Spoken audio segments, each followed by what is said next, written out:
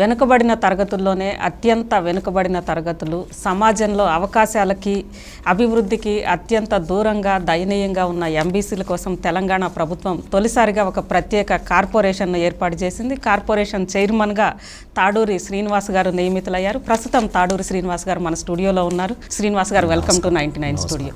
అసలు ఎంబీసీ ఏర్పాటు చేయాలి, ఎంబీసీల కోసం ప్రత్యేక కార్పొరేషన్ ఏర్పాటు చేయాలనే ఆలోచన ముఖ్యమంత్రి గారికి ఎలా కలిగిందంటారు? చాలా చక్కటి ప్రశ్న. ఈరోజు ఈ ఆలోచన నిజంగా కూడా పెరియార్ గారి తర్వాత కేసీఆర్ గారే ఈ దేశంలో మొట్టమొదటగా ఆలోచించినటువంటి వారు. ముఖ్యంగా ఫస్ట్ ఎంబీసీలను గుర్తించినటువంటి ముఖ్యమంత్రి గారికి, అదేవిధంగా ఎంబీసీ కార్పొరేషన్ మొట్టమొదటిగా మీరు ఇంటర్వ్యూ తీసుకోవడం, మమ్మల్ని ఎంబీసీ కార్పొరేషన్ని గుర్తించడం మీకు నిజంగా కూడా ధన్యవాదాలు. ఎంబీసీ కార్పొరేషన్ తరఫున ఈరోజు ఎంబీసీలు కోరుకున్నది, ఎంబీసీలు ఎవరు అనేది మీకు ఒక నిమిషం చెప్తాను. ఈరోజు పదే ఎంబీసీ అన్నప్పుడల్లా ఎంబీసీలు అంటే ఎవరు అని అనేది చాలా ఒక ప్రశ్న తలెత్తుతా ఉంది. ఎంబీసీలు ఎవరో కాదు. ఈ నాగరిక ప్రపంచంలో 70 ఏళ్ళ స్వాతంత్రం అనంతరం కూడా ఈ భారతదేశంలోనే మరి తెలంగాణలో ఇంకా గుర్తించబడినటువంటి కులాలు ఉన్నారు. భారతదేశం సాంస్కృతిక పరంగా ఈరోజు మతం కానీ కులాలు కానీ విడదీయలేనటువంటి బంధం ఉన్నది. అది రాజకీయాలు కానీ సామాజికంగా కానీ విద్యాపరంగా కానీ లేదా ఆత్మగౌరవ సమస్యతో కూడా కొట్టుమిట్టాడుతున్నటువంటిది. ఈ కులాల వారీగా ఈరోజు ఎన్నో రంగాలలో కులం పేరుతో ప్రాధాన్యతలు సంతరించుకుంటా ఉన్నాయి. మరి ఈరోజు ఎంబీసీలుగా పేర్కొనబడ్డటువంటి కులాలు ఇది బీసీలో ఉన్నప్పటికీ కూడా బీసీలు అంటే ఒక మోతాదు అప్లిఫ్ట్మెంట్ అయిన వాళ్ళుగా మనం పరిగణిస్తాం. ఏది ఎస్సీ ఎస్టీ కంపారిజన్ చేస్తే బీసీలు కొంత మిడిల్ క్లాస్ రూపంలో కనిపిస్తారు. కానీ ఈ మిడిల్ క్లాస్లో అత్యంత దారుణంగా వెనుకబడినటువంటి ఈవెన్ ఎస్సీ ఎస్టీల కంటే కూడా వెనుకబడినటువంటి జాతులు ఎన్నో ఉన్నాయి. మీకు ఉదాహరణకు చెప్పాలంటే ఈరోజు చాలా కులాలు, నేను ఇంతకుముందే చెప్పినట్టుగా 70 ఏళ్ళ పరిపాలన స్వయం పాలనలో ఈ భారతదేశంలో ఇంకా ప్రభుత్వాలు గుర్తించబడినటువంటి కులాలు ఉన్నాయి. ఇంకా ఈ నాగరిక ప్రపంచంలో జనజీవన స్రవంతిలో ఇమడనటువంటి కులాలు ఉన్నాయి. కొన్ని జాతులు అయితే ఇంకా అడవులలో అటవీ ప్రాంతాలలో భూపాల్పల్లి కానీ ఖమ్మం కానీ ఆదిలాబాద్ కానీ మహబూబ్ నగర్ కానీ కొన్ని జాతులు ఈ రోజుకి కూడా ఉడకబెట్టిన అన్నం తింటూ ఉన్నారు. ఈరోజు పచ్చి మాంసం తింటూ ఉంటారు. వాళ్ళ ఆహారం ఎలుకలు దొరికిన ప్రతి ఇది తింటూ బతుకుతా ఉన్నారు. సంచార జాతులు అంటే ఈరోజు వారికి స్థిర నివాసం లేదు, స్థిర ఉపాధి అవకాశం లేదు. ఈరోజు ఆ ఉపాధి అవకాశాలు కూడా ఇంటింటికి తిరిగి అడుక్కోవడమే. కొన్ని జాతులు అయితే అసలు ఇంటింటికి బహిరంగ ప్రపంచానికి రాకుండా నేను చెప్పినట్టుగా అడవిలో ఒడుక్కొని తినడమే. ఉదాహరణకు మీకు చెప్పినట్టయితే భూపాల్పల్లిలో ఈ మధ్యకాలంలో ప్రభుత్వం కేసీఆర్ గారు గుర్తించి స్పీకర్ గారు మత్స్యోన్చారి గారు ఒక ప్రయత్నం చేసినారు. కొన్ని కుటుంబాలు ఇంకా భూపాల్పల్లి అడవిలో ఉన్నటువంటి వారు ఎందుకు పచ్చి మాంసము ఉడకబెట్టని అన్నము ఆహారము ఎందుకు తినాలి అని చెప్పి వాళ్ళని జనజీవన స్రవంతిలో కలిపే ప్రయత్నంగా ఒక టూరిస్ట్ బస్సు కట్టి వరంగల్లో ఉన్న టూరిస్టు ప్రాంతాలన్నిటినీ కూడా తింపి వాళ్ళకు చూపించడం జరిగింది. చూపించిన తర్వాత వాళ్ళని ఒక హోటల్కు తీసుకెళ్ళి ఆ హోటల్లో చక్కటి భోజనం వారికి పెట్టిస్తే కడుపు నిండా తింటారేమో అనుకుంటే ఆ ఆహారం చూసి భయపడతా ఉన్నారు వారు. ఇదేం ఆహారం అని, అంటే తినట్లేదు. ఒక 5 స్టార్ హోటల్లో తినిపిస్తే ఆ అన్నం కూడా తినట్లేదు వారు. కానీ ఎందుకు ఇది ఈ రకంగా జరిగిందని అప్పుడు మేము వారికి ఆలోచన చేసి స్పీకర్ గారు ఏదో పచ్చి మాంసం లాగా కొద్దిగా ఈ కాల్చింది, మనం కబాబు అటువంటి పేర్లు పెట్టి పిలుస్తాం, అట్లా కొంత డ్రై చేసి తినిపిస్తే అది కొంత తిన్నారు. అంటే వారు ఇంకా ఈ నాగరిక జీవులు తింటున్నటువంటి ఆహారం కూడా తిననటువంటి మనుషులే, వారు కూడా మనిషి జాతికి చెందినటువంటి వారు. కానీ వారు ఉండడం అనేది ఇక్కడ శోచనీయం. మరి అదే రకంగా మీకు చూసినట్టయితే ఒక మొండిబండ అనే కులం ఉంటుంది, ఇంకా ఒక 26 కుటుంబాలే ఉన్నటువంటి బుడగజంగాలు ఉన్నారు, కాటి కాపర్లు ఉన్నారు, పాములోళ్ళు ఉన్నారు. మీకు ఒక ఉదాహరణ చెప్తా. ఈరోజు బీసీఈలో ఉన్నటువంటి వర్గాలు ఏదైతే బీజేపీ కానీ లేకపోతే కేంద్ర ప్రభుత్వం కానీ మేము ముస్లిం బీసీ రిజర్వేషన్స్కి వ్యతిరేకం అంటారు. ఇక్కడ మత ప్రాతిపదికన హిందూయిజంలో ఉన్నటువంటి ఎన్నో కులాలు ఈరోజు మీరు చూస్తూ ఉన్నారు. హిందువులో ఉన్నటువంటి కులాల ప్రాతిపదికన రిజర్వేషన్స్ ఉన్నాయి కదా. మరి ఒక మతంలో హిందూ మతంలో కులాల ప్రాతిపదికన రిజర్వేషన్ ఉన్నప్పుడు మరి ముస్లిం మైనారిటీలో కానీ లేదా క్రిస్టియానిటీలో కానీ లేకపోతే వేరే ఎన్నో మతాలు ఉన్నాయి, దాంట్లో కూడా ఆర్థికంగా సామాజికంగా ఆత్మగౌరవం లేకుండా ఇంకా బ్రతుకును ఎల్లదీస్తున్నటువంటి జాతులు ఉన్నప్పుడు వారిని కూడా గుర్తించి రిజర్వేషన్ కల్పిస్తే తప్పేముంది? సరే, రిజర్వేషన్ కల్పించకపోగా సామాజికంగా ఆర్థికంగా కొంత వారికి వెసులుబాటు ఉపాధి అవకాశాలు మెరుగుపరిస్తే దాంట్లో తప్పేముంది? దాన్ని కూడా విమర్శిస్తూ ఉన్నారు. ఈరోజు మీకు ఒక ఉదాహరణ చెప్తా. బీసీఈలో ఢిల్లీలో ముస్లిం మైనార్టీల గురించి ప్రత్యేకంగా కేసీఆర్ గారు పదే పదే ఎందుకు ఆలోచన చేస్తారంటే, మైనార్టీలు అనగానే ముస్లింలో ఉన్న ఏదో నిజాం నవాబ్ లాంటో లేకపోతే పెద్ద పెద్ద బంగ్లాలు ఉన్నటువంటి ఆర్థికంగా ఎదిగినటువంటి ముస్లిం వాళ్ళకు రిజర్వేషన్స్ కాదు. టీఆర్ఎస్ పార్టీ ఆలోచనల్లా ఈరోజు బీసీఈ సామాజికంగా విద్యాపరంగా వెనుకబడిన తరగతిలో ముస్లిం వాళ్ళ గ్రూపు ఏదైతే గుర్తింపబడిందో, మీరు ఈవెన్ సుప్రీంకోర్టు కూడా ఈ కులాలని మనం గుర్తింపబడ్డది. మీరు సివిల్ అప్పీల్ 26/28/2010 ఇతరులు పెండింగ్లో ఉన్నాయి. కోర్టు తీర్పుకు లోబడి ఉన్న కులాలు కొన్ని మీకు పేర్లు చెప్తాను. ఈరోజు ముస్లింలలో అచ్చుకట్టుల వాళ్ళు ఉన్నారు, సింగలి వాళ్ళు, సింగం వాళ్ళు, అచ్చుపని వాళ్ళు, అచ్చుకట్టు వారు, అచ్చుకట్ల వాళ్ళు, అత్తర్ సాహెబ్లు ఉన్నారండి. అత్తరోళ్ళు మీరు చూసినట్టయితే గతంలో ఊరూరుకు తిరుగుతారు, వారు ఏం చెయ్యరు. మనం డ్రెస్ అయిన వాళ్ళకి వచ్చి కొంత అత్తరు రుద్దేస్తారు, మనం ఇచ్చింది తీసుకుంటారు, అడగరు వారు. ఒక జోక్ చేసి అత్తరు కొట్టేసి వెళ్ళిపోతారు. సో అది తెలంగాణకు షాన్ ఆ రోజుల్లో. ఇప్పటికీ కూడా గ్రామాలలో ఉపాధి దొరకట్లేదు కాబట్టి వాళ్ళు మైగ్రేట్ అయినారు తప్ప ఇప్పటికి కూడా ఆ కులాల వారు ఉన్నారు. ఇంకా మీకు చెప్పాలంటే ధోబీ ముస్లిం, ఇది తుర్క వాళ్ళు కూడా తుర్క ముస్లిం, ముస్లిం ధోబీ, ధోబీ ముసల్ఖాన్, తుర్క చాకల, తుర్క సాకల, తుర్క చాకలి, వృత్తిపరమైనటువంటి విభజన ఉంది. మరి వారిని గుర్తించాలి. హిందూ మతంలో ఉన్నటువంటి వృత్తి వారిని గుర్తించినప్పుడు ముస్లిం మైనార్టీలో ఉన్న వాళ్ళని కూడా మనం గుర్తించాలి కదా. ఈరోజు అదే రకంగా మీరు చూసినట్టయితే ఫకీర్ బుడిబుడికి గంటి ఫకీర్, గంట కట్టుకుంటా వాళ్ళు ఇంటింటికి తిరుగుతూ ఉంటారు ఫకీర్లు. అది నిద్ర లేపడానికి దాంట్లో కొంత శాస్త్రీయత కూడా ఉందండి. ప్రతి కులంలో కొంత కట్టుబాట్లే కాకుండా శాస్త్రీయత కూడా మనకు కనిపిస్తుంది. ఈరోజు కూడా మనం నమాజ్ చూడగానే ఈ టైం అయిందని అనుకుంటాం. గతంలో ఇన్ని గడియారాలు లేవు, ఇన్ని వాల్ క్లాకులు లేవు, ఇన్ని రిస్ట్ వాచ్లు లేవు. సో ఆ కాలంలో కూడా మనం నమాజ్ను చూసి కూడా కార్యక్రమాలు రూపొందించుకునే వాళ్ళం. సో అదే రకంగా మీరు చూసినట్టయితే గంట ఫకీర్లు, తురక బుడుబుడికి, దుర్వేషు, ఫకీరు. ఇంకా మనం వినోదం ఈరోజు అంటే మల్టీప్లెక్స్లు, ఐమాక్స్లు, సినిమా థియేటర్లు, 500 టికెట్లు, బాహుబలి సినిమాకు 1500 కోట్లు, ఇలాంటి సినిమాలు గతంలో లేవు. సో ఈరోజు ఆ సినిమాలు వినోదం. మరి ప్రజలకు వ్యవసాయం పని చేసిన తర్వాత, వారు వృత్తిలో కష్టపడ్డ తర్వాత కొంత వినోదం కూడా కలిగించేటటువంటి వారు కూడా ముస్లిం జాతులలో ఉన్నారు. వాళ్ళని మనం ఏమంటాం అంటే గారడీ ముస్లిం అంటాం, గారడి సాహెబ్లు అంటాం, పాములవాన్లు అంటాం, కనికట్లోళ్ళు అంటాం. కనికట్లోళ్ళు అంటే మనం మ్యూజిషియన్ అంటాం చూడండి. ఈరోజు అవార్డులు ఇస్తూ ఉంటాం, రివార్డులు ఇస్తూ ఉంటాం, లక్షల కొలది వారికి డబ్బులు కూడా మనం ఇస్తూ ఉంటాం, ఏదో మెమోంటోలు ఇస్తూ ఉంటాం. కానీ ఆ రోజుల్లో ఇవన్నీ ఏమి లేవు. కనికట్టుల వాళ్ళు అంటే అటువంటి గారడియే. సో ఈ రకంగా గారడోళ్ళు, గారడిగా ఈ ముస్లిం జాతులకు రిజర్వేషన్స్ ఇస్తే కూడా వాళ్ళ మీద ఏడిస్తే ఈరోజు మనం ఎక్కడున్నాం చెప్పండి. అంటే వారు గుర్తించకూడదా? మతం పేరుతో మొత్తం పక్కకు పెట్టేద్దామా? ఏ సామాజిక వర్గమైన ఈరోజు గోసంగి, ముస్లిం, ఫకీర్ సాహెబ్లు, గుడ్డేలుగుల వాళ్ళు, ఎలుగుబంట్ల వాళ్ళు, ముసల్మాన్లు, కీలుగుర్రాల వాళ్ళు. నేను చూశాను ఇది చిన్నప్పుడు. మా అమ్మమ్మ గారి ఇంటికి పోతే అక్కడ గుడ్డేలుగుకి తీసుకొని తిరిగేవాళ్ళు. మొన్న అదే జాతర జరిగినప్పుడు గుడ్డేలు సాహెబ్ లేకపోతే, గుడ్డేలు ఆటని గుడ్డేలు ప్రజలకు, స్టూడెంట్స్కు చూపించడానికి అడవులలో ఇప్పుడు గుడ్డేలుగులే లేవు కదా. అడవులు నరికేసిన తర్వాత మానవుడు ఎంతో ఎత్తుకు ఎదిగి ఉన్న చెట్లను నరికేసిన తర్వాత కోతులు రోడ్ల మీద పడుతూ ఉన్నాయి, ఎలుగుబంట్ల జాతి నశించింది. ఆ ఎలుగుబంటి కరువైన ఫకీర్ ఏం చేశాడంటే, ఒక మనిషికి ఇట్లా చాటని ఇట్లా వంచేసి కట్టి గుడ్డెలుగులాగా ఒక ఇక్కడ గొంగడి దొరుకుతుంది, నల్ల గొంగడి, ఆ నల్ల గొంగడి కప్పి గుడ్డెలుగులాగా తయారు చేసి ఆ జాతరలో తింపుతూ ఉన్నాడు. అని అడుక్కోవడం అనేది ఇంపార్టెంట్ కాదు. పాపం పొట్టకూటి కోసమే కాదు, వాడికి ఇంత అన్నం దొరికితే చాలు. ఆ వతన్ కాపాడుకోవడం. ఇక్కడ వృత్తిని ఏమంటామంటే తెలంగాణలో వతన్, తాతల నాటి నుండి వస్తున్నటువంటి వతన్ని ఇడవడానికి కూడా కొంతమంది ఇష్టపడరు. ఆ వతన్ ఏంటి, గ్రామ ప్రజలందరి మన్నన పొందుతూ ఉంటుంది ఆ గారడి ద్వారా. సో వారు కొంత వినోదం చెందుతారు.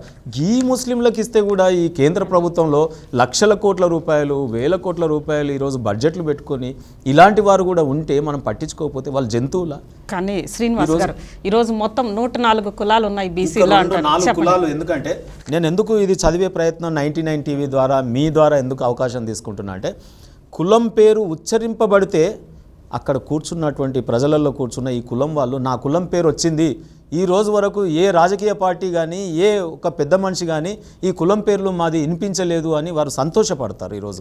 అందుకని నేను 99 టీవీ అవకాశం ద్వారా నేను చెప్తా ఉన్నాను, ఈరోజు ఈ ప్రభుత్వము హరాం, నాయి, ముస్లిం, మంగళవారు, సవీద్, లబ్బీ, లబ్బాయి, లబ్బాన్, లబ్బా, ఫకీర్లా, బోరేవాలే, దీరా, పకీర్లా, బొంతల్లా, కురేషి, కసబ్, మరాఠీ, కసబ్, ముస్లిం కటిక ముస్లిం, వీళ్ళందరూ కూడా ఈరోజు కూడా ముస్లిం. తెలంగాణలో మీరు మటన్ భోజనం తినాలంటే, ఇక్కడ ఒక పండుగ చేయాలంటే కటికాయననే కాకుండా కాదు, పర్ఫెక్ట్ కటికాయన వచ్చినా కానీ అక్కడ ఆపేసి ఏం చేస్తామంటే ఒక ముస్లింని పిలిచి నాతి చేస్తే కానీ, ఆడ చదివితే కానీ ఇక్కడ వాళ్ళు మటన్ ముట్టరు. తెలంగాణ ప్రజలు మాంసం భోజనం చెయ్యాలన్నా ముస్లిం వచ్చి అక్కడ చెయ్యాలి, హలాల్ చేయాలి. హలాల్ చేయండి తినరు, నాజ్ అంటారు, తిననే తినరు. మరి వాళ్ళు కూడా ఇక్కడ ఉన్నారు. షైకు సిద్ది యాబా అబ్బి జైసి తుర్కకాష కక్కుకొట్టే జింక సాహెబులు చక్కి కాటి వాళ్ళే తెరుగదు గోంట్ల వారు తిరుగటి గంటల వారు రోళ్లకు తయారు చేసేవారు, చక్కటకరే దురక కాష, ఇవన్నీ కులాలండి. ఇవన్నీ ముస్లింలో బీసీఈలో పెట్టినామండి. ముస్లింలకు రిజర్వేషన్ అనగానే ఇంత ఎత్తులేస్తారు అసెంబ్లీలలో. నిష్ణాతులు మేము ఇన్నేళ్ళు మంత్రి పదవులు అనుభవించిన, నేను ఎమ్మెల్యేగా గెలిచిన, ఇన్నేళ్ళు ఇంత పెద్ద రాజకీయ పార్టీలో ఉన్నా, 100 ఏళ్ల పార్టీలో ఉన్నా, నేను ఈ దేశాన్ని మొత్తం మత ప్రాతిపదికగా శ్రీరాముని మందిరం గురించి కొట్లాడుతున్నటువంటి వారసులం అని అంటారు.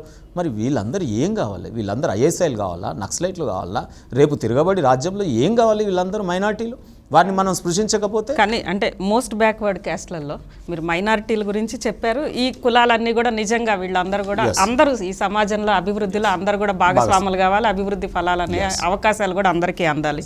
ఈవెన్ హిందువుల్లో కూడా నేను ఇంతకు ముందు చెప్పాను కదండి, బుడుగు జంగాలు కానీ నక్కల పూసల సవరాలు కట్టేవాళ్ళు, కులం పేరు నాకు తెలియదు, సవరాలు కట్టేవాళ్ళు వీళ్ళందరూ తిరుగుతూ ఉంటారు. ఈ రోజుకి స్థిర నివాసం ఉండదు, ఏ ఊరు పోతే ఆ ఊర్లో బయట టెంట్స్ వేసుకొని ఉంటారు.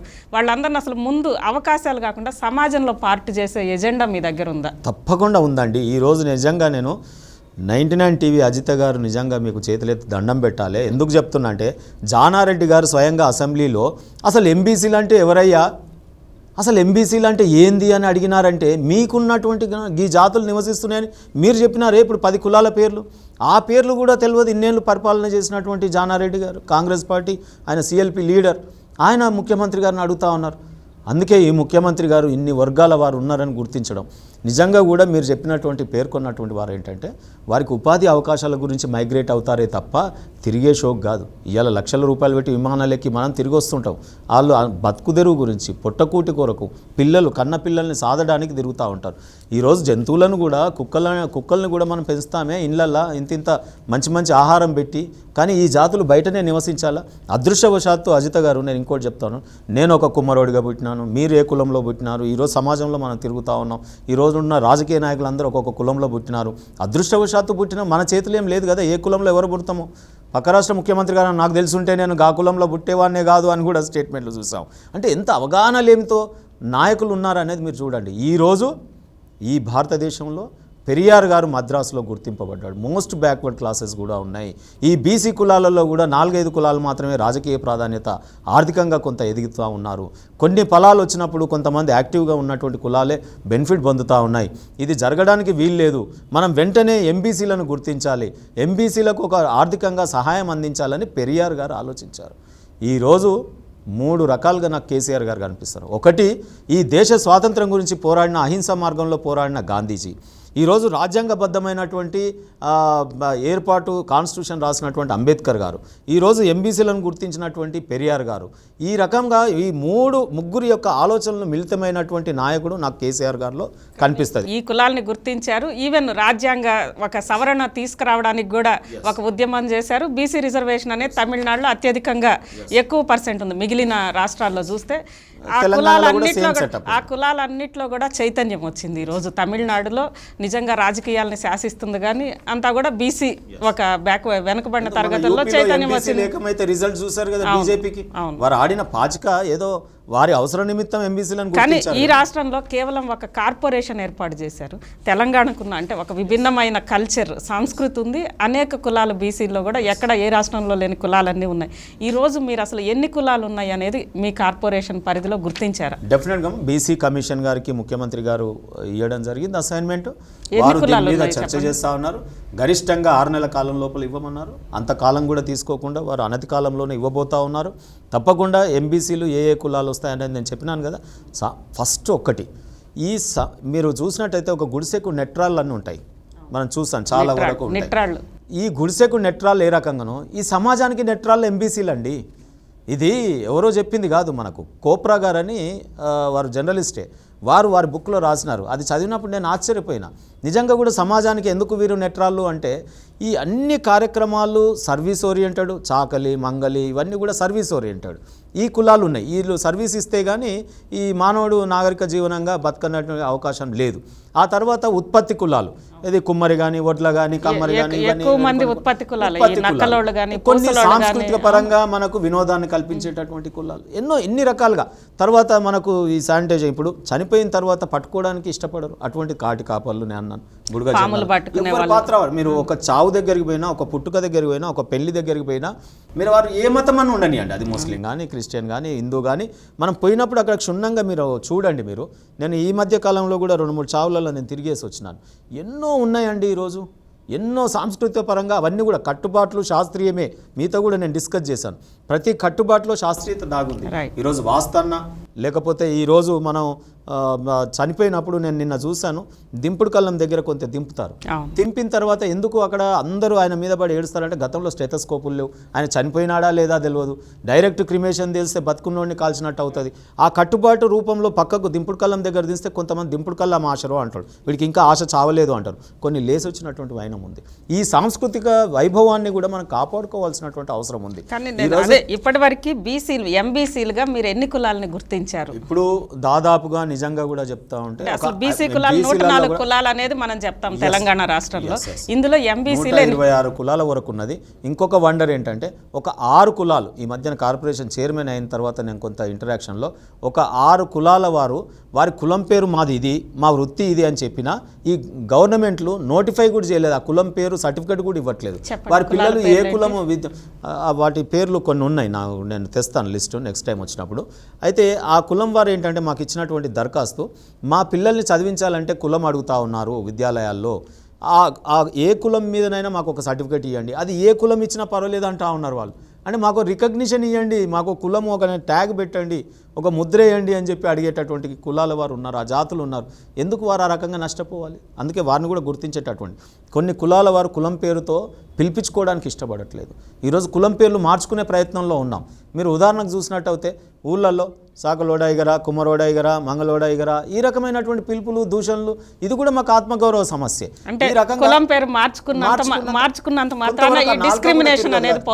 కొంతవరకు ఎందుకంటే పేర్ల రూపంలో కూడా మీరు మాల్యా అంటే ఎన్నో కోట్లు ఎగదొబ్బి లండన్కు పోయినా కానీ ఆయన గురించి చర్చ చేస్తా ఉన్నాం. మల్లయ్య అంటే అంత పెద్దగా చర్చ రాకపోవచ్చు.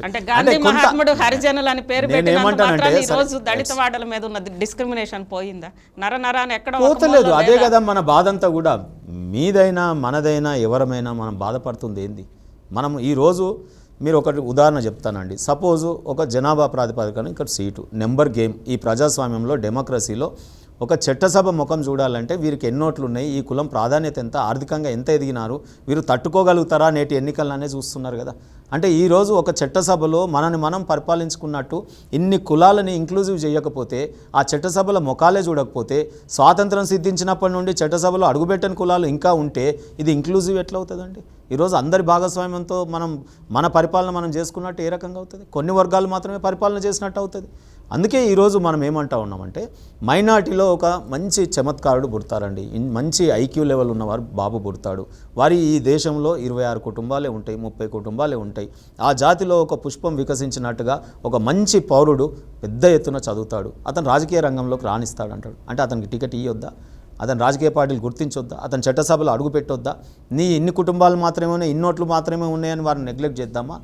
ఇది ఇంక్లూజివ్ ఎట్లా అవుతుంది? ఈ భారత రాజ్యాంగ చట్టసభల గురించి చర్చ తీసుకొచ్చారు కాబట్టి శ్రీనివాస్ గారు, ఈరోజు బీసీ రిజర్వేషన్స్ చట్టసభలో కల్పించాలనేది డిమాండ్ ఉంది, అది పెండింగ్ లో ఉంది. కానీ ఈ బీసీ రిజర్వేషన్ కల్పించినంత మాత్రాన ఈరోజు ఎడ్యుకేషన్లో చూసాము, ఉద్యోగాల్లో చూసాము, కేవలం 1 నుంచి 4 కులాలు మాత్రమే అవకాశాలు కానీ అభివృద్ధిని కానీ అందిపుచ్చుకున్నాయి బీసీలో. రేపు ఈ రిజర్వేషన్ వచ్చినంత మాత్రాన మళ్ళీ ఇదే డిస్క్రిమినేషన్ కొనసాగదు అని ఎలా చెప్తాం? ఎంబీసీలకు కూడా సపరేట్ రిజర్వేషన్ కావాలి. మనం అందరం కూడా ఆశావాదులం. ఒక ప్రయత్నం జరుగుతూ ఉంది, ఇంతకుముందు అది జరగలేదు, ఇప్పుడు గుర్తింపబడుతూ ఉన్నాం. మొట్టమొదటిగా మనం ఏం కోరుకున్నాం? ఇంతకుముందు మనకు చెప్పినట్టుగా మేమున్నాం ఈ సమాజంలో, మేము మా కులం వాళ్ళం ఉన్నాం, మా వృత్తి ఇది, మా సాంస్కృతిక వైభవం ఇది, మా ఆత్మగౌరవం ఇది మనం అంటా ఉన్నాం. నేను ఇంతకుముందే అన్నట్టు గుడిసెకు నెట్రాళ్ళు ఎట్లనో ఈ సమాజానికి మేము నెట్రాళ్ళము అని అంటా ఉన్నాం. మరి మనం గుర్తించే వాళ్ళు కూడా కావాలి కదా. ఇప్పుడు మొట్టమొదటిగా మద్రాస్ తర్వాత ఎంబీసీ ఎక్కడైనా ఉందా ఈ దేశంలో 29 రాష్ట్రాలలో? ఎన్నికలలో మాత్రం యూపీలో పాచిక ఏంటి? బీసీలను పక్కకు పెట్టి అక్కడ ఉన్నటువంటి ములాయం సింగ్ యాదవ్ కానీ లల్లు ప్రసాద్ యాదవ్ కానీ ఈ రకంగా కొన్ని వర్గాలని మాత్రమే దగ్గర తీస్తున్నారని చెప్పి ఉద్దేశంతో బీజేపీ ఎంబీసీలని రెచ్చగొట్టి ఈరోజు ఓట్లు దండుకున్నారు. అంటే ఎంబీసీల యొక్క గుర్తింపు వారి యొక్క సెల్ఫ్ అంటే వారి యొక్క స్వార్థం గురించి ఉపయోగించుకున్నారు. కానీ ఇక్కడ రాజకీయ సమీకరణలు మారడానికి ఉపయోగించుకున్నారు. కానీ ఇక్కడ ఏ ఎన్నికలు లేవు కదా. ఈ మధ్య కాలంలో ముఖ్యమంత్రి గారు కేసీఆర్ రేపు టీఆర్ఎస్ ఇది ఎజెండా కూడా ఇదే అంటారా? కొత్త రాష్ట్రము ఏర్పడిన తర్వాత మనం చూసాం, 2 ఏళ్ల పరిపాలన చూసాం, తర్వాత ప్రియారిటీ రంగాలు చూసాం, డెవలప్మెంటల్ యాక్టివిటీ ప్రణాళిక, ఈ రకంగా మనం ఏ రకంగా ముందుకు పోవాలనేది, ఇరిగేషన్ ప్రాజెక్ట్స్, విద్యుత్, ఇటువంటి అన్ని ప్రియారిటీలు అయిపోయిన తర్వాత ఇంకా 2 ఏళ్ల కాలం ఉంది మనకు. ఆ 2.5 ఏళ్ల కాలం ముందే కదా ఎంబీసీలను గుర్తించింది. గుర్తించడమే కాదు, ఈరోజు ముఖ్యమంత్రి ఇంటికి వెళ్ళి భోజనం చేసి ఎంబీసీలని కూర్చోబెట్టి గంటలు చర్చించినటువంటి ముఖ్యమంత్రి కానీ, గంటలు చర్చించిన నాయకుడు కానీ ఈ దేశంలో మాకు ఎవరు కనిపించలే. ఈ బీసీలో యాదవులకి గొర్రెల పంపిణీ లేకుంటే ఇంకో కులానికి అంటున్నారు. దాదాపు 20 ఏళ్ల నుంచి, నాకు తెలిసి 20 ఏళ్ల నుంచి దొమ్మరి అని ఒక కులం ఉంది. వాళ్ళు 20 ఏళ్ల నుంచి కూడా సీఎం వాళ్ళ చుట్టూ ఏ ముఖ్యమంత్రి వచ్చినా వాళ్ళ చుట్టూ తిరుగుతానే ఉన్నారు. మమ్మల్ని బీసీలు కాదు ఎస్టీలుగా గుర్తించండి అని.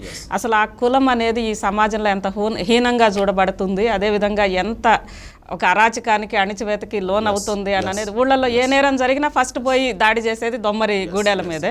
మరి దానికి సంబంధించి ఈరోజు ఒక్కసారన్నా వాళ్ళతో ఎందుకు మీటింగ్ పెట్టలేదు? ఒక్కసారి కాదు, ఇప్పటికీ మేము 5-6 సార్లు చర్చించినాం. ముఖ్యమంత్రి గారు స్వయంగా ఎంబీసీలను పిలిపించిన దాంట్లో వారి యొక్క సంఘ నాయకులు 2 వచ్చినారు.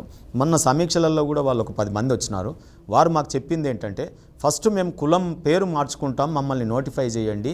ఈ పేరు వినగానే మమ్మల్ని ఒక రకంగా చూస్తూ ఉన్నారు, ఏ ఇంటికి పోయినా మమ్మల్ని చీదరించుకుంటా ఉన్నారు ఈ మధ్యన అన్నారు. డెఫినెట్గా ప్రభుత్వ పరంగా ఒక నోటిఫికేషన్ ఇచ్చి ఇలాంటి కుల పేర్లు మార్చుకోవడానికి అవకాశం ఇవ్వాలి. ఒకటి ఫస్ట్. రెండో విషయం వారు అన్నది ఏంటంటే, దాదాపుగా 18,000 కుటుంబాలు ఉంటే ఈ మధ్యన మొత్తం ఒక 8,000 మంది 7,000 కుటుంబాలు మాత్రమే మిగిలినమండి ఈ వృత్తిలో. తెలంగాణలో ఈ కల్చర్కి అంత గొప్ప అవకాశం ఉండదు, ఎందుకంటే ఇక్కడ అటువంటిది ఎంటర్టైన్ చేయరు కాబట్టి. వారికి నిజంగా కూడా ఉపాధి, ఒకవేళ అదే ఉపాధి కావాలనుకున్నాడు ఆ ఉపాధి కూడా కోల్పోయినట్టే లెక్క. ఈ సమాజంలో వారిని చీత్కరింపబడతా ఉన్నారు ఈ మధ్యకాలంలో. కాబట్టి వారు అన్నది ఏంటంటే, మిగతా 7,000 మంది 8,000 మందిని కూడా ఈ ఉపాధి నుంచి మేము మైగ్రేట్ అవుతాము. మరి మైగ్రేట్ అవుతే కూడా మాకు ఎంబీసీ కార్పొరేషన్ ద్వారా కొంత మాకు వెసులుబాటును కల్పించాలి. అందుకే ముఖ్యమంత్రి గారు ఏమన్నారంటే, వృత్తి మృగ్యమై ఆ వృత్తికి చేసుకునేటటువంటి అవకాశం లేనప్పుడు ఇలాంటి ఇబ్బందులు ఉన్న వాళ్ళు వృత్తిని మైగ్రేట్ అవుతామంటే కూడా వృత్తిపరమైన లోన్లు కాదు, వారికి ఉపాధి అవకాశం కల్పించడమే ధ్యేయం. ఎంత గొప్ప విషయం చూడండి అలాంటి ఆలోచన. ఈరోజు మనం కొన్ని రూల్స్, గైడ్లైన్స్, చట్టాలు, సెక్షన్లు ఎన్నో రూపొందిస్తాం. అవన్నీ కూడా మానవునికి సహాయపడడానికి రూపొందించబోతారు చట్టసభలలో, కానీ అవి చట్టాలు అవి గుదిబండలై కూర్చుంటాయి. శ్రీనివాస్ గారు, నేను అనేది ఇక్కడ బీసీల్లో కూడా మీరు అభివృద్ధిలో ఉన్న 4 కులాలనే ప్రభుత్వం గుర్తిస్తుంది, వాళ్ళకి ఏవో పథకాలు ఇస్తుంది, కానీ ఇలాంటి కులాలు నేను చెప్పిన ఈరోజు ఎక్కడ పేపర్లలో రాలేదే. లేదు, వచ్చింది. దొమ్మరి కులానికి ఉపాధి లేదా దొమ్మరి కులానికి పలానా భూమి ఇచ్చినట్లు కానీ, లేదా వాళ్ళని వృత్తిని అంతా మాన్పిచ్చేసి వాళ్ళలో ఒక సంస్కరణ తీసుకొచ్చినట్టు ఇక్కడ ఓటింగ్ రాజకీయాలు కనిపించట్లేదు అంటారా? ఎందుకంటే చాలా చక్కటి ప్రశ్న. పేరుకి ఎంబీసీ కార్పొరేషన్ పెట్టారు, కానీ ఏ కులాన్ని కూడా చేరదీసినట్లు కనిపించింది. ఆవేదన అర్థం. మీరు అడిగింది ఏంటి? పలాని వర్గం వారు పాపం వారికి ఏమైనా చెయ్యండి, ఈ రకంగా కూడా చేయొచ్చు కదా అని అంటున్నారు. నేను సద్విమర్శగా తీసుకుంటా ఉన్నాను. నిజంగా కూడా వారికి తప్పకుండా ముఖ్యమంత్రి గారు ఆలోచన చేసి వృత్తిని మైగ్రేట్ అనే దాంట్లో, ఒకవేళ వ్యవసాయమే చేసుకొని బ్రతుకుతాము, మాకు ఈ రకంగా భూమిని ఇవ్వండి, కూలి పని ఇచ్చినా చేసుకొని బతకడానికి వాళ్ళు సిద్ధంగా ఉన్నారు. ఏదైనా వారు షాప్ పెట్టుకుంటామంటే, లేదా వ్యవసాయం చేస్తామంటే, లేదా వారి వేరే ఏ వృత్తిలోకి దిగుదామన్నా కానీ వారికి ప్రోత్సాహాన్ని అందించడమే ఎంబీసీ కార్పొరేషన్ యొక్క విధి. ఈరోజు ముఖ్యమంత్రి గారు ఆ ఉద్దేశంతోనే, మీరు చిత్తశుద్ధిని ఒక్కటి గమనించండి, పదే మనం 1000 కోట్ల బడ్జెట్తో ఏర్పడినటువంటి కార్పొరేషన్ ఏదైనా ఉంది ఈ దేశంలో అంటే అది ఎంబీసీ కార్పొరేషన్. ఈరోజు ఎంబీసీ డెవలప్మెంట్ కార్పొరేషన్కు దాంట్లో ఆ వర్గాలకు చెందిన నన్ను ఈరోజు ఎంబీసీ కార్పొరేషన్ చైర్మన్గా పెట్టడం ఎక్కడ ఆగింది చూడండి పని. కొంతమంది కార్పొరేషన్లు ఏర్పాటు చేస్తారు, బడ్జెట్ కేటాయింపులు ఉండవు, లేకపోతే చైర్మన్ ఉండరు, ఇవన్నీ రకాల బాలారిష్టాలు ఉంటాయి. కానీ ఇక్కడ వారి చిత్తశుద్ధికి తార్కాణం ఏంటంటే 1000 కోట్ల బడ్జెట్ ఇవ్వడం. మళ్ళీ ఈ బీసీలలో ఎంబీసీలు కాకుండా బీసీలకు సెపరేట్ మత్స్య పరిశ్రమకు ఈరోజు చేపలను ఇవ్వడం కానీ, లేకపోతే గొర్రెల పెంపకాన్ని కానీ, ఏ వర్గాన్ని అభివృద్ధి చెందిన వెనకబడిన తరగతులకు ఇస్తున్నారు. కానీ ఇలాంటి కులాలు కనీసం అసలు సమాజంలో పేరు చెప్పుకోవడానికి కూడా ఈరోజు రజకులకు సెపరేట్గా 250 కోట్లు బడ్జెట్ కేటాయింపులు చేసుకున్నాం. ఆల్రెడీ ఇప్పుడు డిస్బర్స్మెంట్ అవుతా ఉన్నాయి. నాయి బ్రాహ్మణులకు 250 కోట్లు సెపరేట్. దీంట్లోనే ఎంబీసీ కులాలలో ఉన్నటువంటి ఎంబీసీలోనే నేను ఇప్పుడు దొమ్మరి చెప్పాను, కొన్ని కులాలు అసలు చోర వృత్తి కానీ ఇలాంటివి వృత్తిగా ఉన్న కులాలు ఉన్నాయి. అవి కూడా అసలు కనీసం పేరు చెప్పుకోకుండా వాళ్ళ కులం పేరు అనేది పక్కన పెట్టేసి బతుకుతున్న వాళ్ళు ఉన్నారు. వాళ్ళని పిలిచి మీరేమన్నా అంటే గుర్తించే ప్రయత్నం పిలిచాం మేము. నిజంగా కూడా ఐ ఫెల్ట్ వెరీ సారీ. ఎందుకంటే మీరు మీడియా అందరికీ తెలుసు, మీరు కూడా నెక్స్ట్ టైం పిలిచినప్పుడు మిమ్మల్ని ఇన్వాల్వ్ చేస్తాను. ఇప్పటికే ముఖ్యమంత్రి గారు దాదాపుగా ఒక 10 మీటింగ్లు జరిగినాయి. 10 మీటింగ్లలో ముఖ్యమంత్రి గారు మీకు తెలుసు, వారు ఏమంటారంటే వచ్చిన తర్వాత భోజనం పెడతారు. ఫస్ట్ వారు స్వయంగా భోజనం పెట్టిన తర్వాత కడుపు నిండిన తర్వాత ముచ్చట పెడతారు. ముచ్చట కూడా ఏదో ముఖ్యమంత్రిలాగా 5 నిమిషాలే టైం ఉంది, నేను వేరే ప్రోగ్రాం కావాలని కాదు. గంటలు మాతో చర్చించినారు ఎంబీసీ కులాలతో. చర్చించడమే కాకుండా ఒకటే అడుగుతూ ఉంటారు పదే ముఖ్యమంత్రి గారు ఏమంటారంటే, అసలు మేము ఏం చేయాలి మీకు చెప్పండి, మీరే రూపొందించండి కార్యక్రమాలు. మీ కులానికి మనం ఏం చేద్దాం, ఏ రకంగా వృత్తిలో ఉన్న వాళ్ళని ఆ వృత్తిని ఏ రకమైన మోడరైజేషన్తో కాపాడుతాం, లేదు మోడరైజేషన్ వీలు కాని కుటుంబాలని ఉపాధి మైగ్రేట్ అయితే ఎట్లా అవుతారు, దేంట్లోకి పోతారు, ఏ రకంగా మారుతారు. ఇండివిజువల్ లోన్ బ్యాంక్ సపోర్ట్ లేకున్నా సరే ఈవెన్ 100% కూడా సబ్సిడీ ఇవ్వడానికి కూడా ముఖ్యమంత్రి సిద్ధమవుతా ఉన్నారు. ప్రజెంట్ 80% సబ్సిడీతో ఎన్నో కార్యక్రమాలు బీసీ కార్యక్రమాలు ఉన్నాయి. అందుకే ముఖ్యమంత్రి గారు ఒకటే చెప్తా ఉన్నారు, మీ కార్యక్రమాలు మీరు రూపొందించండి, నేను మీద కూర్చొని నేను రూపొందించడం కాదు. ఏ రకంగా మీ వృత్తిని కాపాడుకుంటారు, ఏ రకంగా వృత్తి వృగ్యమైన వారు ఉపాధి అవకాశం మైగ్రేట్ అవుతారు, మీ సాంస్కృతిక వైభవానికి కూడా ఏం చేస్తే మీరు మళ్ళీ ఆత్మగౌరవంతో ఈ సమాజంలో మీరు కూడా కాలరెగరేసుకొని తిరగగలుగుతారు. ఆ తర్వాత ఆర్థిక పరిపుష్టి, రాజకీయ రంగంలోకి రాణించాలంటే కూడా ఆర్థిక పరిపుష్టి అవసరమే. ఈరోజు ఆ రకమైన ఇన్పుట్ ఇస్తున్నట్టే లెక్క. ఈరోజు రాబోయే కాలంలో వారు ఏమన్నారు, ఇంకా చట్టసభలో ప్రతి కులం రిప్రజెంటేషన్ కూడా ఉండాల్సినటువంటి ఆవశ్యకత ఉంది. రొటేషన్ పద్ధతిలో ఉన్న కులాలు ఒకవేళ 100ల సంఖ్యలో ఉన్నప్పుడు ఇయ్యలేని పరిస్థితులు ఉంటే రొటేషన్, ఈ 5 ఏళ్ళు కొన్ని కులాలు, ఇంకో 5 ఏళ్ళు కొన్ని కులాలు, ఈ రకంగా కూడా రాజకీయ పార్టీలు గుర్తించాలి. ఇప్పుడు నేను ఏమంటానంటే, ఇప్పుడు ఈ చర్చ నన్ను ఇక్కడ పిలిపించడానికి కారణం ఏంటి, ముఖ్యమంత్రి గారు ఎంబీసీలు ఉన్నారని గుర్తించడం, ఆ ఎంబీసీలకు ఒక కార్పొరేషన్ అవసరం, దానికి ఒక 1000 కోట్ల బడ్జెట్ ఇవ్వడం, దానికి ఒక చైర్మన్ని నియమించడం, ఆ చైర్మన్ ఈరోజు మీరు గుర్తించి పిలవడం, ఇక్కడ ఒక చర్చకు పెట్టడం అంటే ఈ వర్గాలకు ఈరోజు ఔన్నత్యాన్ని తేవడమే కదా. అది ఆయన ఈరోజు ఈ కార్పొరేషన్నే గుర్తించకపోతే నేను అనుకుంటా మన మీడియాలో ఇటువంటి చర్చలు కూడా జరగవు. సో ఇప్పుడు నేను ఎక్కడ తిరిగినా, ఏ చర్చలకు వచ్చినా, మీ డిబేట్స్లో వచ్చినా కానీ ఎంబీసీ కార్పొరేషన్ చైర్మన్ అన్నప్పుడు ఎంబీసీలను కనీసం గుర్తింపబడతాం. శ్రీనివాస్ గారు, ఈరోజు ఈ గ్లోబలైజ్డ్ ఎకానమీలో అత్యంత అంటే డిమాండ్ వచ్చిన వస్తువులు ఉన్నాయి. అంటే కొంత మంచి జరిగింది, కొంత చెడు జరిగింది. గ్లోబలైజేషన్లో అత్యంత రంగం వచ్చి కూడా చాలా అత్యంత డిమాండ్ వచ్చిన రంగం అనేది ఈ హ్యాండీక్రాఫ్ట్స్, ఈ హస్తకళలకి చాలా డిమాండ్ వచ్చింది. ముఖ్యంగా అంటే మన జనరల్గా మనమైనా ఏ దేశం అన్నా వెళ్ళినా అక్కడ హస్తకళల్ని మనం తీసుకొని వస్తుంటాం. హస్తకళ ఉత్పత్తులను ఇక్కడికి టూరిస్టులు వచ్చినా కానీ ఈ హస్తకళలు అనేది ప్రత్యేకంగా ఎంబీసీలు తయారు చేసేవి. మరి అలాంటి అంటే ఇంకా ఇప్పుడు చాలామంది ఆ వృత్తులు వదిలేసి వస్తూ ఉన్నారు. ఎందుకంటే మార్కెట్ తెలియదు, డిమాండ్ ఉంది కానీ ఎక్కడ వస్తుందో తెలియదు, ఎక్కడ కొంటారో తెలియదు. అలాంటి వాళ్ళందరినీ కూడా ఈ చేతి వృత్తుల వాళ్ళందరినీ కూడా తీసుకొచ్చి ఏమన్నా మీరు అంటే ఒక బ్రాండింగ్ వాళ్ళకి తీసుకొచ్చి తెలంగాణ. మీకు ఉదాహరణకు చెప్పినట్టు అయితే ఫస్ట్ నేను రిప్రజెంట్ చేస్తున్నటువంటి అంటే నా కులం నుండి స్టార్ట్ చేస్తూ ఉన్నాను. కుమ్మర్లు ఉన్నారు, ఈరోజు వృత్తి ముఖ్యమైనది, సాంస్కృతిక పరంగా వైభవం ఉన్నటువంటి కులం. వారికి ఏం చేయాలనుకున్నప్పుడు మనం ఏంటంటే గుజరాత్లో మిషనరీతో డైస్ బల్క్లో, ఇప్పుడు దీపావళి వస్తే దీపంతలు ఉంటాయి, ఇప్పుడు క్యాండిల్స్ పెడతా ఉన్నారు, ప్లాస్టిక్ ఏవో పెడతా ఉన్నారు, కానీ మట్టి పాత్రలు ఉన్నాయి, కుండలో నీళ్లు తాగడం కానీ. ఈరోజు మట్కా బిర్యానీ అంటా ఉన్నాం, ఈరోజు హోటళ్లలో ఈరోజు డెకరేషన్ ఐటమ్స్ ఉన్నాయి, నీళ్లకు కుండలు వాడుతూ ఉన్నాం. ఇంకా మీకు చెప్పాలంటే పుట్టగానే మాయముంత కానీ, పెళ్ళప్పుడు ఐరేన్లు కానీ, లేదా గృహప్రవేశం అప్పుడు ఏదైతే ఐరేన్లు కానీ, లేదా తర్వాత చనిపోయినప్పుడు కుండనే ఎత్తేస్తున్నారు కానీ బంగారం బిద్దె ఎత్తేయట్లేదు. సో సాంస్కృతిక పరంగా మిగిలి ఉంది కానీ పెద్దగా కడుపు నింపేటటువంటి అంత పెద్దగా సేల్స్ కరువై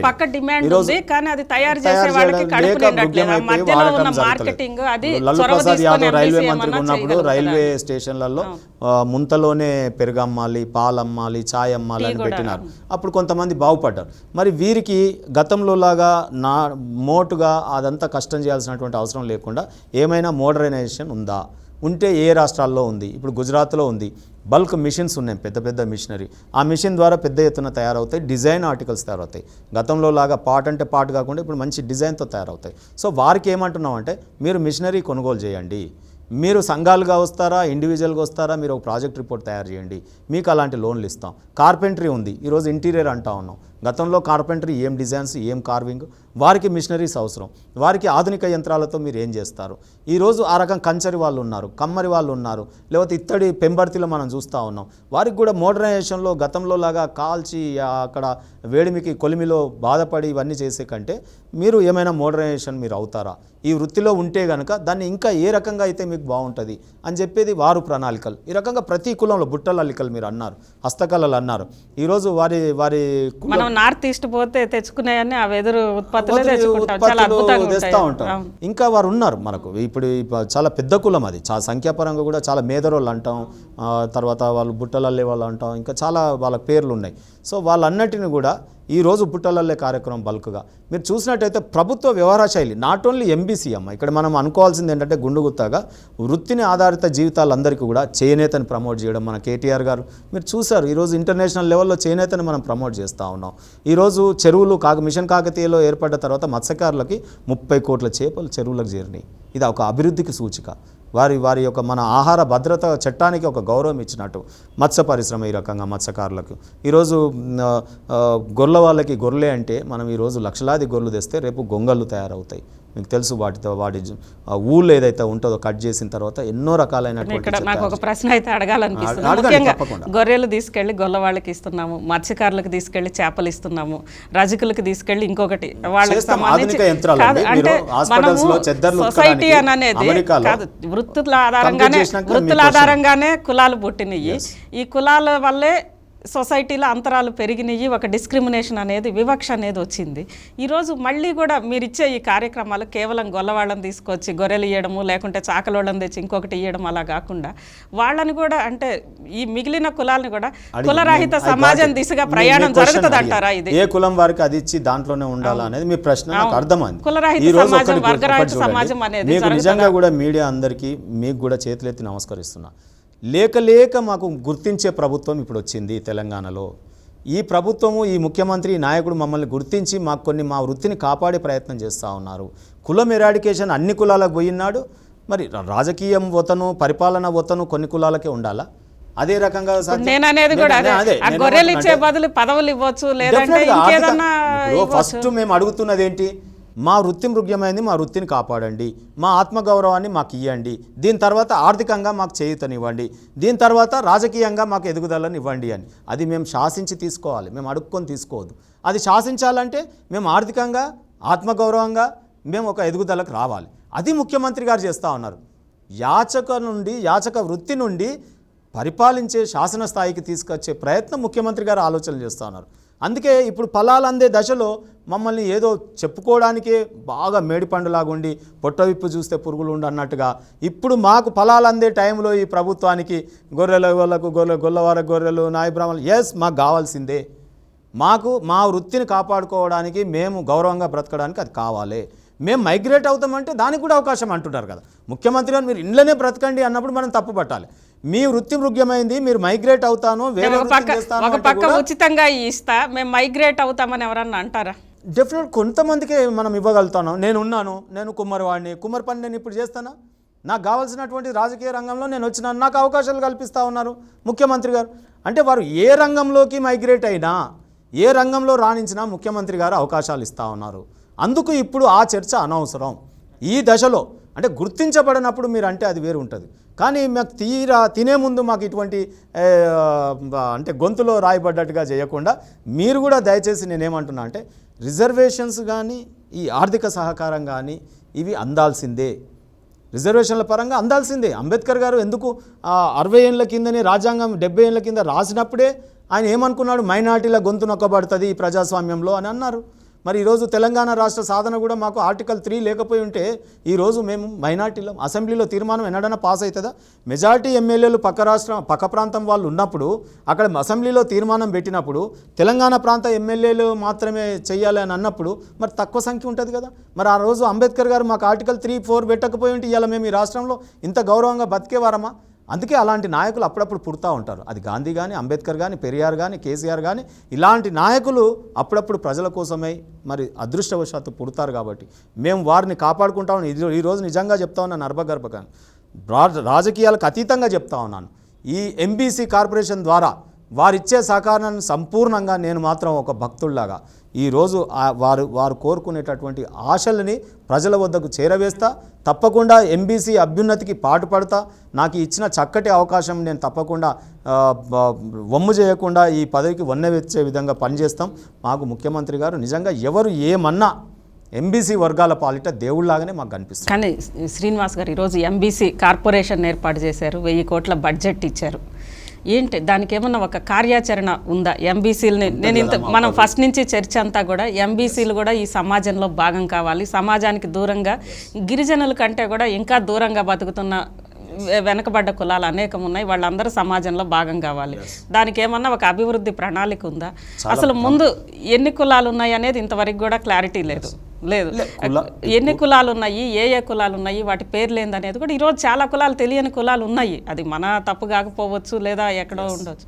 వాళ్ళందరినీ తీసుకొచ్చి దానికి సంబంధించి అభివృద్ధికి కార్యాచరణ ఏమన్నా ఉందా? నేను చెప్తా ఉన్నాను కదా, యాజ్ ఎ చైర్మన్గా మిమ్మల్ని కూడా ప్రోగ్రామ్స్లో ఇన్వాల్వ్ చేస్తాను. 99 టీవీని మేము చేసే ప్రతి కార్యక్రమానికి ఈరోజు బతుకమ్మ పండుగని కొన్ని ఛానల్స్ ఏ రకంగా ప్రమోట్ చేస్తున్నాయో, ఈవెన్ ఈ వర్గాలకు సేవ చేసేటప్పుడు మీరు ఇన్వాల్వ్ అవుతానంటే, మీరు ప్రోమోస్ క్రియేట్ చేస్తానంటే కూడా డెఫినెట్గా వీఆర్ విత్ యూ. తప్పకుండా మీ ప్రశ్నకి కొంతకాలం మాత్రం సమాధానం చెప్తుంది. 100% బీసీ కమిషన్ వాటి ఏర్పాట్లో ఉంది. కులాల గుర్తింపు చేయగానే ఇమీడియట్గా ఈ బడ్జెట్ కూడా కేటాయింపు జరిగింది. ఫస్ట్ క్వార్టర్ బడ్జెట్ ఇప్పుడు రిలీజ్ అవుతూ ఉంది. తప్పకుండా రాబోయే కాలంలో ఎంబీసీ కార్పొరేషన్ ద్వారా చేసేటటువంటి ప్రతి కార్యక్రమాన్ని చాలా వండర్ఫుల్. ఈ దేశం నుండి ఎంతమంది ఇక్కడ దీన్ని స్టడీ చేయడానికి వస్తారో మీరే చూస్తారు. ఇంటర్నేషనల్ స్థాయిలో ఇక్కడికి రావడానికి ప్రయత్నం వస్తారు. మీరు మిషన్ కాకతీయకి ఏ రకంగా వచ్చినారో మిచిగాన్ యూనివర్సిటీ, ఆ రకంగా ఈ ఎంబీసీ కార్పొరేషన్ కూడా స్టడీ చేయడానికి వివిధ రాష్ట్ర ప్రభుత్వాలు వస్తాయి. కేంద్ర ప్రభుత్వం కూడా ఎంబీసీలకు ఆలోచన చేయాలి. ఈరోజు ఎంబీసీ ఫైనాన్షియల్ కార్పొరేషన్ ఏదైతే ఉందో చాలా నిర్వీర్యమై ఉంది. ఈరోజు మీకు ఉదాహరణకు చెప్తాను, 20 lakhs రూపీస్ తిరిగి మళ్ళీ అడగకుండా ఈ ప్రభుత్వం బీసీ విద్యార్థులు బయటికి పోతామంటే లోన్ ఇస్తూ ఉంది. 20 లక్షల రూపాయల ఆర్థిక సహకారం అందిస్తుంది. కేంద్ర ప్రభుత్వ పథకం కూడా ఉంది. వాళ్ళు ఏమంటారు, 6% ఇంట్రెస్ట్ కట్టియాలంటారు. ఇప్పుడు ఆ స్కీమ్ నిర్వీర్యమై ఉంది. ఎందుకు దాన్ని రాష్ట్ర ప్రభుత్వాన్ని ఆదర్శంగా తీసుకొని మీరు కూడా ముందుకొచ్చి కేంద్ర ప్రభుత్వం ఇట్లా ఎన్నో స్కీమ్స్ ఉన్నాయి, వారు సహకారం అందిస్తే కానీ ఇంకా అసలు బ్రహ్మాండం ఈ ప్రపంచంలోనే చాలా పెద్ద ఎత్తున గుర్తింపబడే విధంగా ఎంబీసీల బతుకులు మార్చవచ్చు. మనం ఈ నాగరిక ప్రపంచంలో నిజంగా కూడా ఈ మోస్ట్ బ్యాక్వర్డ్ క్లాస్ పీపుల్ ఇంకా ఈ రకమైనటువంటి జీవితంలో ఉండడానికి వీల్లేదు. కట్టడానికి బట్ట లేదు, ఉండడానికి ఇల్లు లేదు. సంచార జాతులు సంచార జాతులు అనే పేరు ఎందుకు ఉండాలి? అసలు ఆ జాతులు ఎందుకు ఉండాలి ఈ దేశంలో? మనకు మేము శోభన. ఈరోజు ఇంత మోడర్నైజేషన్ ప్రపంచంలో ఇంకా ఆ జాతులు ఉండడం అనేది మనకు సిగ్గుచేటు. కాబట్టి అందరం కూడా పార్టీలకు అతీతంగా, రాజకీయాలకు అతీతంగా మన ముఖ్యమంత్రి గారు చేసే ప్రయత్నాలను అందరం కూడా మనం ముందుకు తీసుకుపోదాం. ఈ వర్గాలని ఆర్థికంగా ఆత్మగౌరవంగా బ్రతికే దిశగా తీసుకుపోదాం. దయచేసి మీరు కూడా ఈ ఎంబీసీల విషయంలో మీరు ఇంకా దృష్టికి తీసుకురండి, స్టడీ చేయండి, ఊర్లలోకి వెళ్ళండి, ఇలాంటి జాతుల్ని గుర్తించండి, రిపోర్ట్ దేండి. మేము సద్విమర్శలాగా తీసుకుంటాం, మీతో పాటు కలిసి పనిచేయడానికి సిద్ధంగా ఉన్నాం. నిజమే, ఈ రోజుకు మీరు అన్నటువంటి పరిస్థితిలోనే జీవిస్తున్నారు, అది వాస్తవం. చివరగా మీ లక్ష్యం ఏంటి? ఎంబీసీ కార్పొరేషన్ తొలిసారిగా ఒక మంచి అరుదైన అవకాశం, ఎందుకంటే కార్పొరేషన్ అనేది ఫస్ట్ టైం ఏర్పాటు చేశారు. ఇప్పటిదాకా మనం చెప్పుకున్నాం, ఇంకా సమాజానికి దూరంగా, నాగరికతకు దూరంగా ఉన్న అనేక మంది ప్రజలకి సేవ చేసే అవకాశం మీకు వచ్చింది. ఏంటి మీ లక్ష్యం ఏంటి? నిజంగా అజిత గారు, నేను చాలా కాలం నుండి నాకు అడలసెన్స్ ఏజ్లోనే ఎందుకు పడిందో ఏంటి పడిందో తెలియదు, కానీ రాజకీయ రంగంలో వీలైతే చట్టసభలో నేను ఎంటర్ అవ్వాలి అనే ఒక బలీయమైన కోరికతో మీరు ఒక్కళ్ళు ఎంటర్ అవ్వాలా, మీతో పాటు ఎంబీసీ కులాలన్నీ ఎంటర్ అవ్వాలి అనే ఒక దాంతో, ఎంబీసీలే కదా ఇప్పటి వరకు స్వాతంత్ర అనంతరం అడుగుపెట్టని కులాల నుండి అదే కులానికి చెందినవాడిని కాబట్టి అటువంటి ఆశ ఉండే, వ్యక్తిగతంగా కానీ ఈ వర్గాల ప్రకారంగా కానీ. సో నాకు అదృష్టవశాత్తు టీఆర్ఎస్ పార్టీలో నేను తిరగడం, మా నాయకత్వంలో మా కేసీఆర్ గారి ఆలోచనలు ఈ విధంగా ఉండడం, దానికి చేదోడు వాదోడుగా మేము పనిచేయడం, ఈరోజు ఈ బ్రహ్మాండమైన అవకాశం నేను ఎందుకు అంటున్నా అంటే, ఈరోజు నిజంగా జీవితంలో మనం అనుకుంటాం, ఎంత ఎత్తుకు పోయినా బీద ప్రజానికానికి అనాథాశ్రమంలో పోయి బర్త్డే కేకులు కట్ చేస్తూ ఉంటారు కొంతమంది, వృద్ధాశ్రమంలో పోయి ఏదో చేస్తూ ఉంటారు, ఏదో మేము సేవ చేస్తూ ఉన్నాం. నిజంగా కూడా నాకు ప్రభుత్వ పరంగా మోస్ట్ బ్యాక్వర్డ్ క్లాసెస్కి సేవ చేసే భాగ్యం, అందులో నాకు ఇబ్బంది కలగకుండా 1000 కోట్ల బడ్జెట్తో ఈ కార్పొరేషన్ ఏర్పాటు చేయడం, ఈ కార్పొరేషన్ ద్వారా ముఖ్యమంత్రి గారు పదే మన ఎంబీసీల గురించి వారు మాట్లాడుతుండడం, ఆలోచనలు చేయడం. నేను బర్త్డే రోజు పోయానండి ముఖ్యమంత్రి గారి ఇంటికి. బర్త్డే రోజు ఎంత సందడిగా ఉంటుంది. ఆ సందడిలో నాతో డిస్కస్ చేసింది ఏంటంటే, శ్రీనివాస్ మనం ఏం చేద్దాం, మనం ఎంబీసీ వర్గానికి చెందిన 2-3 కులాల గురించి వారు చర్చ చేస్తే నేనేమో హానర్ చేసి వారికి బర్త్డే రోజు శుభాకాంక్షలు చెప్తా ఉంటే వారు మాట్లాడుతున్నది ఇది. సో ఆ రకమైనటువంటి ముఖ్యమంత్రి గారు కనిపిస్తే నాకు నిజంగా కూడా చాలా ఆ రోజు కళ్ళల్లో నీళ్లు తిరిగినాయి. మమ్మల్ని గుర్తించిన వారే లేరు అనుకుంటే బర్త్డే రోజు బిజీలో కూడా మమ్మల్ని గుర్తించి మాట్లాడుతూ ఉన్నారంటే వారికి ఎంత తపన ఉంది దీని మీద అనేది. వారి తపనని నిజంగా కూడా ఒక తపస్సులాగా నేను యజ్ఞంలాగా భావించి ఈ ఎంబీసీ వర్గాల ఉన్నతిని నేను చాటి ప్రభుత్వానికి తద్వారా మా ముఖ్యమంత్రి గారికి మంచి పేరు తెచ్చే ప్రయత్నం చేస్తానని చెప్పి అందులో మీ సహకారాన్ని నేను బలీయంగా 99 టీవీని నిజంగా కూడా మా 98-99 కులాలు అంటున్నారు. సో మీ టీవీ ఛానల్ కూడా 99 కాబట్టి మనం కలిసి పనిచేద్దాం. రాబోయే కాలంలో మీరు మమ్మల్ని ఒక ప్రోమో వేయండి ఎంబీసీల గురించి వేసి ఈ ప్రభుత్వం యొక్క ఏదైతే ఆలోచిస్తుందో ఆలోచనని ప్రజలకు అవేర్నెస్ తెస్తేనే కదా అసలు దరఖాస్తు పెట్టాలి. మా ఎంబీసీలకు కూడా లోన్లు ఇస్తారట అనేది ప్రజలకు తెలవాలి. తెలిస్తేనే కదా వారు కనీసం ఇక్కడి దాకా రావడానికి వీలవుతుంది. నేను కూడా అతి త్వరలో జిల్లాల టూర్ కూడా పెట్టుకుంటా ఉన్నాను. ఈ జిల్లాల టూర్లో వారి యొక్క ఆవేదనను వారి యొక్క ఆలోచనలు వారికి ఏం కావాలనో కోరుకుంటున్నారో అసలు తెలుసుకొని ఈ రకంగా చాలా చక్కటి కార్యక్రమాలను రూపొందించుకొని ముందుకు పోతానని చెప్పి నాకు ఈ అవకాశం ఇచ్చిన మరొక్కసారి మీకు నాకు ఈ సేవ చేసే భాగ్యం కల్పించిన కేసీఆర్ గారికి సదా రుణపడి ఉంటాను. For more updates, please subscribe 99 TV Telugu.